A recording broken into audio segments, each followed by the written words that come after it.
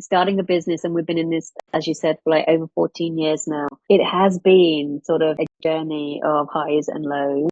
I'd say thankfully for us, opportunities have arisen, and we've been ready to open those doors, embrace them, and tackle those. We're at a point now where we're actually having a bit of space to think through what's next, which is a lovely luxury. And I say embrace those moments, whether they're kind of quiet or full on, but be prepared and keep going. Like just keep going and trying something new, and things always work out. Welcome to Career Coaching Secrets, the podcast where we talk with successful career coaches on how they built their success and the hard lessons they learned along the way. My name is Davis Nguyen, and I'm the founder of Purple Circle, where we help career coaches scale their business to 7 and 8 figures without burning out. Before Purple Circle, I started and scaled several 7 and 8 figure career coaching businesses myself and consulted with 2 career coaching businesses that are now doing over $100 million each. Whether you're an established coach or just building your practice for the first time, you'll discover the secrets to elevating your coaching business.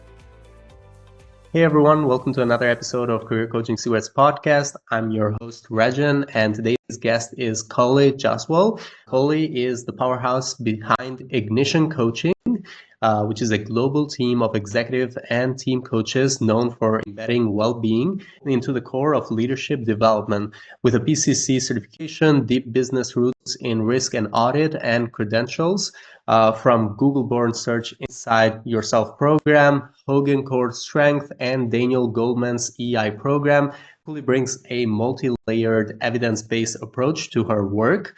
She's led bespoke coaching initiatives for giants like Deloitte, HSBC, and Regeneron, balancing rigor with heart. In this episode, we'll talk about what it takes to sustain resilience in leadership, the art of building trust at scale, and how coaches can blend emotional intelligence with business strategy to create real impact. It's my pleasure to have you on the show. Welcome to the podcast, Kully. Thank you, Regin, and thank you for inviting me, and looking forward to our conversation. It's a pleasure for me too.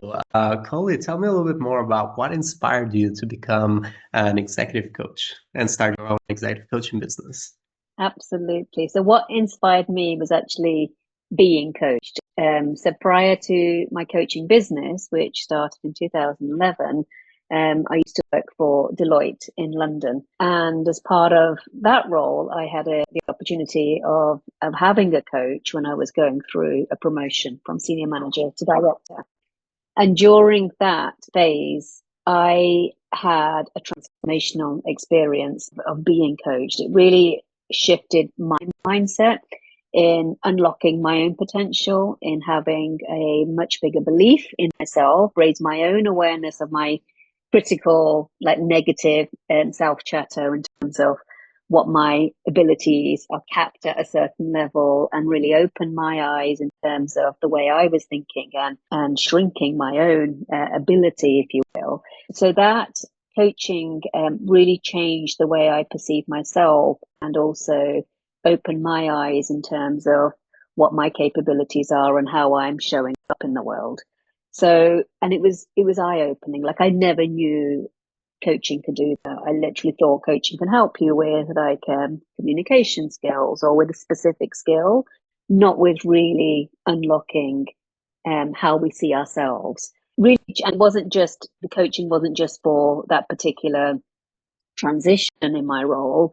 It changed the way I perceive myself in so many different aspects of my life. And it really like shifted the way I perceived myself. And so because of that awareness and that experience, I was like completely mind blown about how coaching works, and wanted to learn about it myself. So we actually had an opportunity to move from London to Hong Kong, and I had a career break, and it was during that career break that I thought, let me dabble in coaching. And I did a diploma in coaching, and that's where it all began.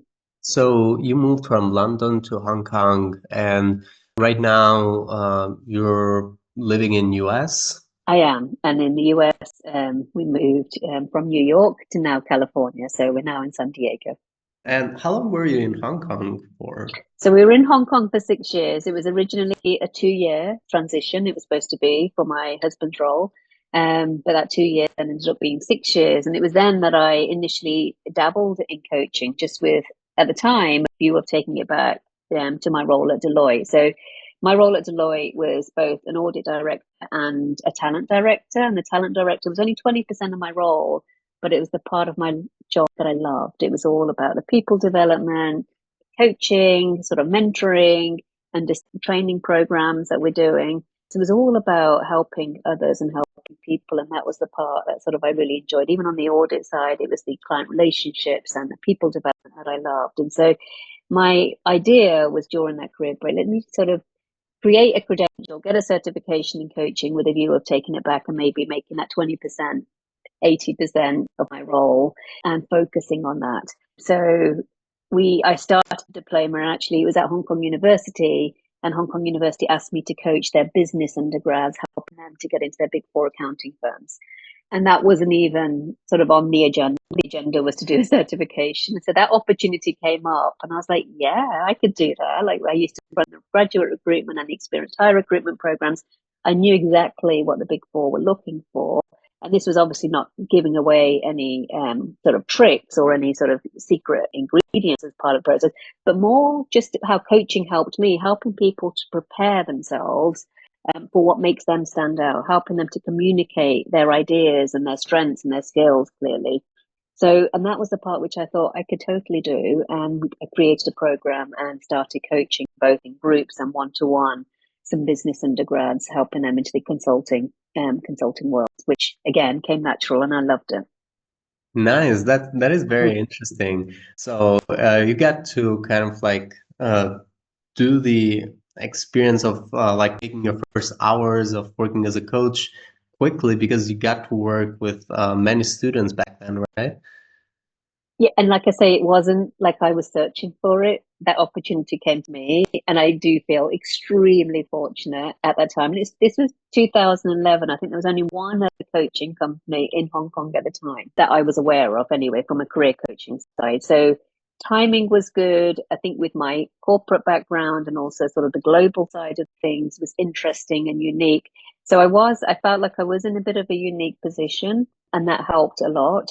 And then quite quickly from there, I also was working or hearing from other friends and other trailing sort of spouses, as I'd call them, other women who had also moved to Hong Kong. And they were also in search for something, and helping them with their incredible backgrounds and experiences, helping them to find more meaning in their lives. And so that was sort of a career coaching from helping people to find greater purpose and doing something different when you're in a world like Hong Kong, in a country like Hong Kong, where, it may not be forever, but how can you help them with the transition? So those two were the pieces of sort of the business that initially started. It was actually Ignition Career Coaching to start with, because it was very much on career, but then quite quickly went into the executive coaching, again with my corporate background, helping executives and teams work and communicate better and collaborate better, and working with leadership skills as well. So it's changed since then, but the initial piece was actually a bit of focus on career and career coaching at the beginning. Thank you for sharing that. And when did you like stop your full-time job to move full time into your own coaching? So 2009 was when we left New York and left London, and then I took a 2-year career break. And it was during that career break that I did the diploma, and then it was sort of a year later that I sort of officially resigned from Deloitte and sort of realized that we are likely not going back to London, or at least for a few years. And so it was sort of 2011, 2012 that I started the business. And but I stopped working in 2009, really. I was on a career break, so I wasn't really working full time after 2009. And this is London, UK, just to confirm. Okay. Correct. Yes. Yeah.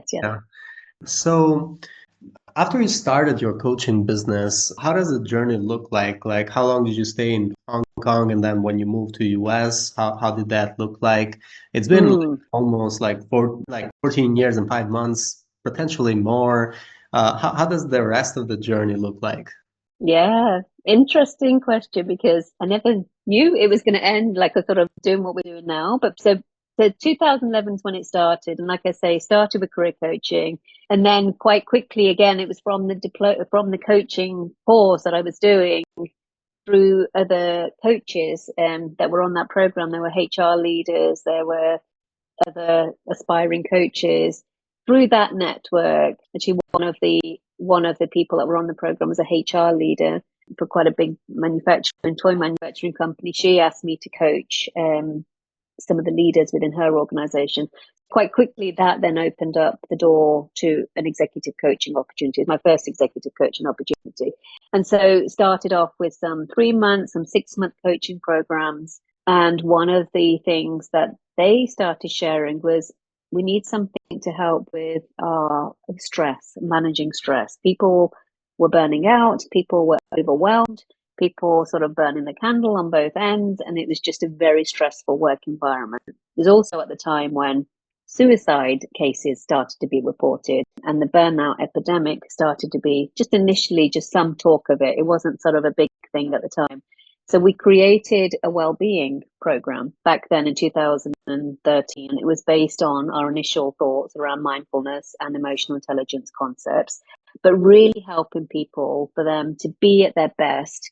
How can they take care of themselves first, right? How can they perform at a higher level whilst taking care of themselves? So I partnered with a wellness coach, Christina Rodenbeck, and we developed our first well-being program, which shared with this first client, this corporate client, and then also shared it at various bigger events, such as the Women in Finance Asia, which was sponsored by Citibank. And that was over 100 women from all the different large banks and investment banks and the finance sectors had an opportunity to share what we were talking about. And it was actually one of those events that led to a number of other opportunities where we started to offer programs in our wellbeing program and executive coaching. So that was like sort of 2013-14. We started to roll some of these programs out, hold keynotes, 2-month programs, half-day programs. It all varied. It was all sort of all of our programs were customized, all in person. Nothing was virtual, nothing online, and we loved it. And so that was then. And then we had an opportunity to move to New York in 2015, and then we've been in the US ever since. So 2015, it was sort of another turning point. Like, what do I do? Do I keep it going? Do I expand? And thankfully made the choice to expand and go global. So I kind of kept the base in Hong Kong and then set up in the US as well. And the US, again, has been all through relationships, through word of mouth, managed to get a few introductions to people here in the US. And again, and mindfulness was, people were obviously aware of it, but we had a program. And so I was able to quickly plug in and play that program. And then obviously we've revamped it and developed it ever since. But that was something that we were able to talk about, and we were able to roll out some of those programs to our clients in New York. So we've been in the US now for almost 10 years now as well. Thank you. Thank you for sharing that. And you mentioned that right now you're working also with like executives and their teams. And when it comes to your audience, is there a specific industry that you're generally working with? Is it only consulting? What type of industry are your clients in mostly? Any industry, to be honest, but we've ended up having a bit of a focus on is biotech and government. In the US anyway. So those are sort of our two biggest clients in industries, I'd say. But really, with the work we do, is about self-awareness. And I think it can be applied to absolutely any industry whatsoever. And you're currently in San Diego in California, right? Correct. Yes. So you moved from New York to San Diego. Was that when everything moved online that you decided to move to San Diego? Kind of. It was more of a personal reason, actually. I've got 2 boys, and they were both graduating high school, and we had an opportunity to move, and we ended up visiting San Diego and loved it. So it's more of a personal and just for our own well-being as well. We felt like we've lived in all of these big cities, London, New York, and Hong Kong, all very fast-paced, all very intense cities, and just felt like now was our opportunity not to be living in a city for our kids, like to making sure they're in the best schools there and work environments, but also in an environment which makes us thrive as well. So part of the reason for the move And also because our work is virtual, a lot of it is virtual and can be done from anywhere, we made that choice to live in a place which sort of suits our lifestyles and where we're at in our careers as well. Interesting. So San Diego, you'd say it's kind of like a slower paced city compared to New York and Hong Kong. Oh, absolutely. Yes. Much slower pace. Okay, interesting. Yes. I Yeah. actually, It's not LA or San Francisco like on the west. I actually was in Seoul just almost a couple of weeks ago. I Mm, had planned to visit Hong Kong as well for a hmm concert, for anyone who knows Coldplay concert, but I was mm, actually not able to get the tickets there, so I got the tickets of the concert in Seoul. So I was still okay. managed to go to the concert, but I had also originally planned to go to Hong Kong, but I don't know. Have you been in Seoul? I just wanted to like I for me to have. visually understand if it's the same pace of life as in Hong Kong, or is it still faster pace in Hong Kong?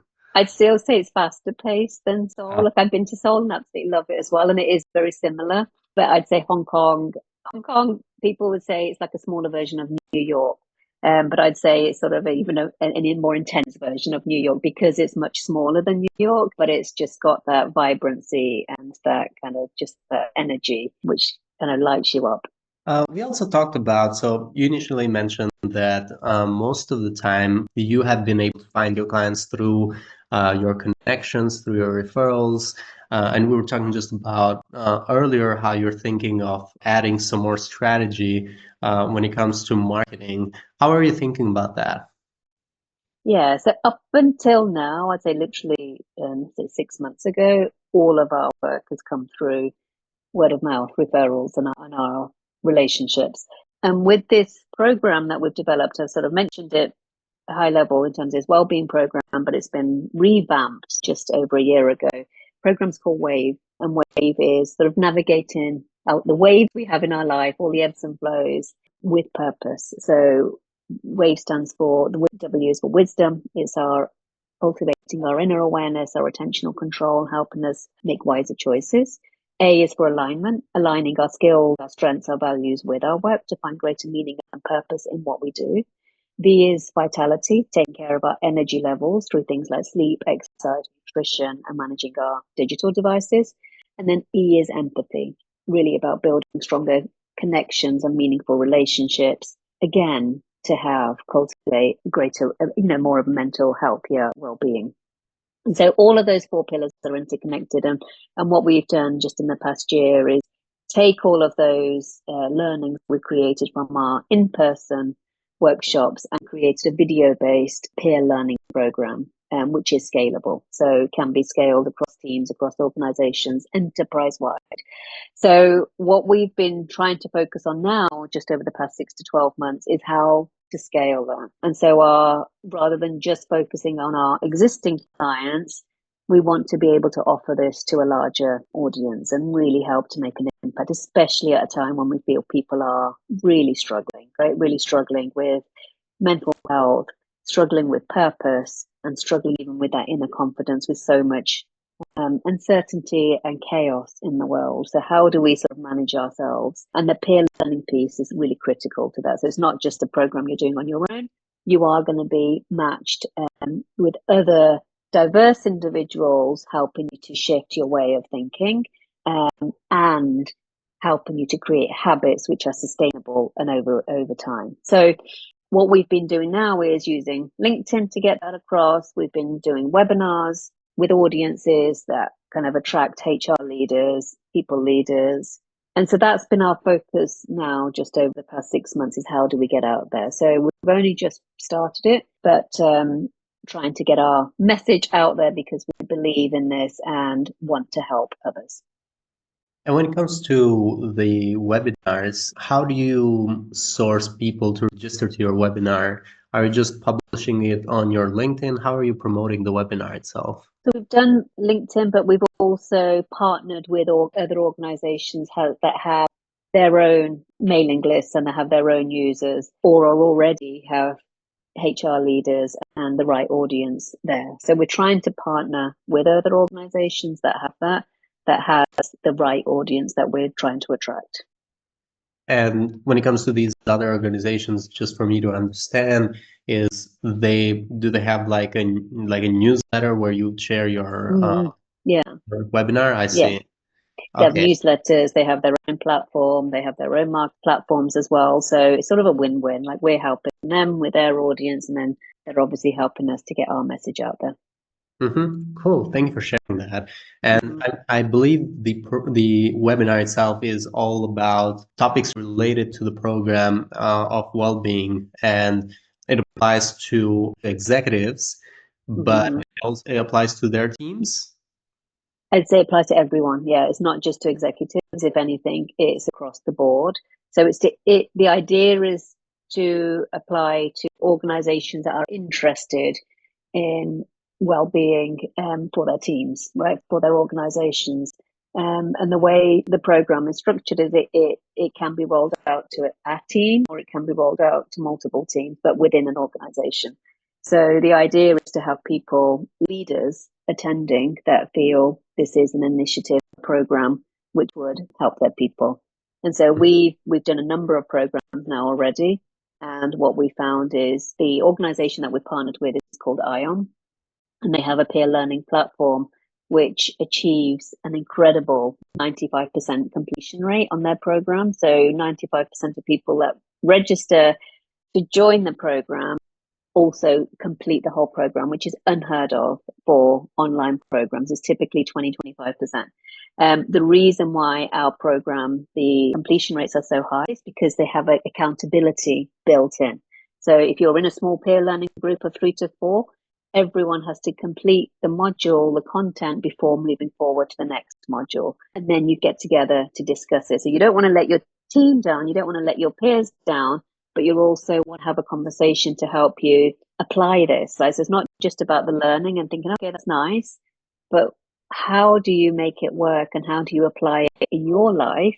And then how is it going? So there's multiple peer learning conversations. There's 4 conversations that we have. So the idea is you're measuring and you're assessing how those new skill development is actually going, and what's working for you and what's not working for you. So sort of mini coaching sessions with a peer learning group that's going to help to sustain those new skills. And the idea, and this is what we found with our programs, is that those peer learning groups actually end up becoming friends, right? And you end up becoming communities for longer than the program. And the idea is to sustain that and keep that going. So it's not just for a tick in the box to complete the program. It's you're creating a source, a community to support you with whatever's going on in your life at different points. And so that's what we found with these programs. And I've also interviewed executive coaches before. There's cases where these executives are paying for these programs themselves. There's cases where the company is covering that. What have you found that is mostly the case in your experience?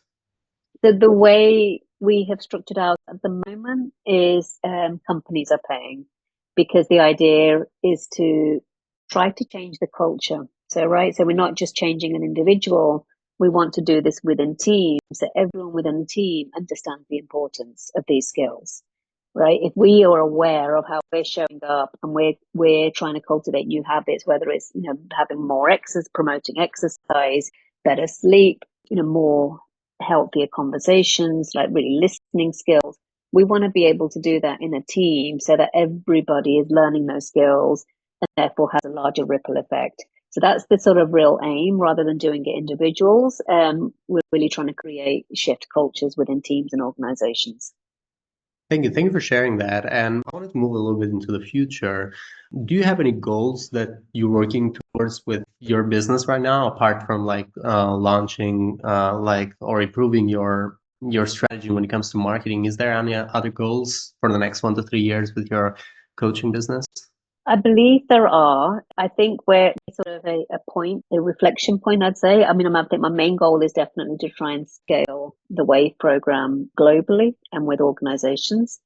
And then in addition to that, I feel the other key thing is really where we're at with AI, right? Kind of that is obviously changing even the way coaching is happening. There's many online or AI coaching versions out there at the moment.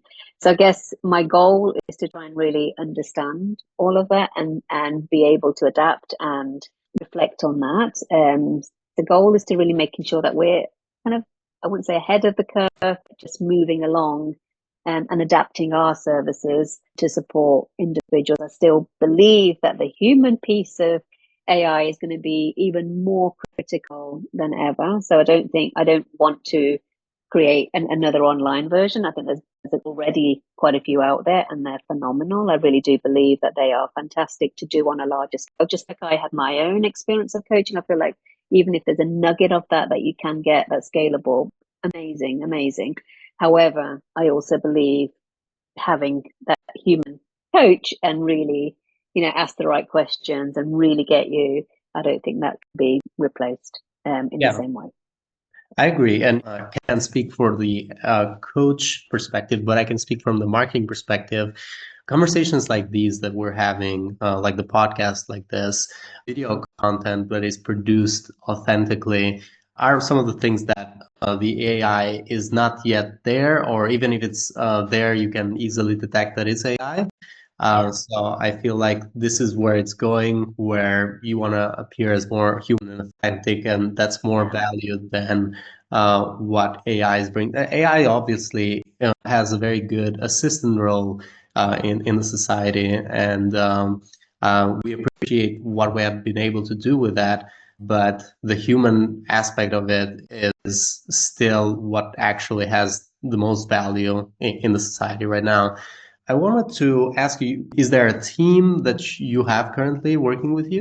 Yeah, so I have support in terms of assistant support, marketing support, and technology support. But then we have a group of coaches. So the group of coaches, 15 coaches globally, all independent coaches. However, we all partner and support various initiatives that may be going on with our clients. Mm-hmm. Cool. Another question I have is, when it comes to investments, has there been any coaching programs, masterminds, or communities that you found have been valuable in growing your coaching business, or any type of investment that you feel has made a difference in growing your coaching business that you'd like to share? Yeah, I'd say they're more from a personal investment in my own development, but that then have led to opportunities. Again, it's a coaching business, people focused, and it's who we work with, which is always, I think, what matters, right? So some of the programs that I've been involved in, Search Inside Yourself, a Google-born mindfulness and emotional intelligence-based program, had a large community. It was a 9-month teacher certification program but met some phenomenal people globally through that. And so that was definitely an investment which still part of and cherish. Daniel Goleman's EI coaching program, another phenomenal one where bringing like-minded individuals and since have partnered with many individuals from that. Actually, Wagner Danuso, who is a co-facilitator of our WAVE program on our new program, we met on Goldman EI. Some of our other coaches that we have, we've met through SIY and Goldman EI. Mm-hmm. So the other thing I wanted to ask you is, currently, since you're looking to scale, what are some of the biggest challenges that you're facing in your pursuit of scaling your coaching business? So in terms of challenges right now, I'd say key thing is just a lot of uncertainty right now globally, and companies are struggling as well. So I feel companies are struggling with knowing what to do that's going to provide the performance that's needed. So sometimes these types of programs are seen as a nice to have rather than a must have. So we're trying to help companies see that this is actually not a nice to have, because if individuals are struggling like with themselves, and we've seen that only 6% of organizations are actually truly ready for the future in terms of AI and getting AI embraced in their organizations. And we feel if individuals aren't ready and we're not helping them with their own well-being and their own stress, they're not going to be prepared to think holistically and think creatively and helping them to think about what's next, just literally doing what they're doing right now and not thinking about the future. So we believe it's imperative to help organizations. That is the kind of struggle, I'd say, in the battle, is helping organizations to see that this is not a nice to have, it's actually an essential skill to help individuals and organizations thrive and be ready for the future. not Yeah, even for the future, like what's happening right now. We need to be doing this now. absolutely. So you felt like before, I don't know if it's directly connected with the current administration or before that, has that been an issue or is just appearing recently?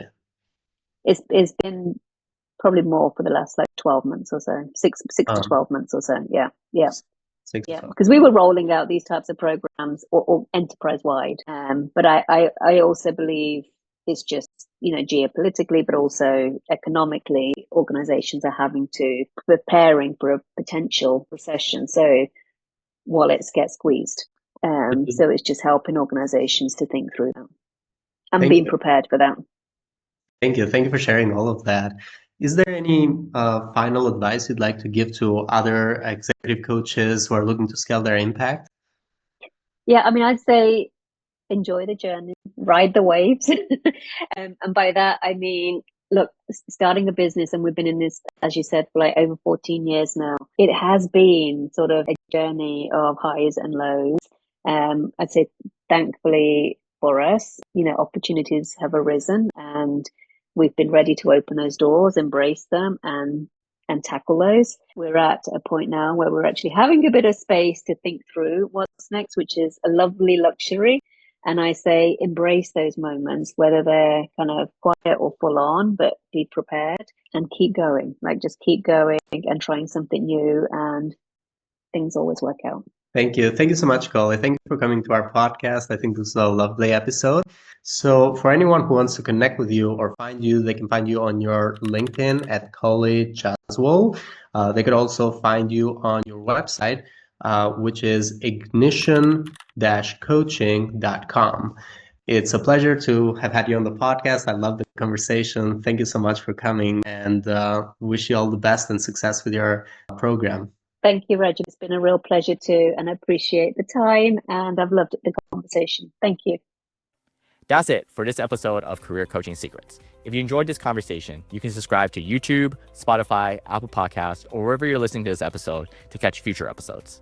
This conversation was brought to you by Purple Circle, where we help career coaches scale their business to 7 and 8 figures without burning out.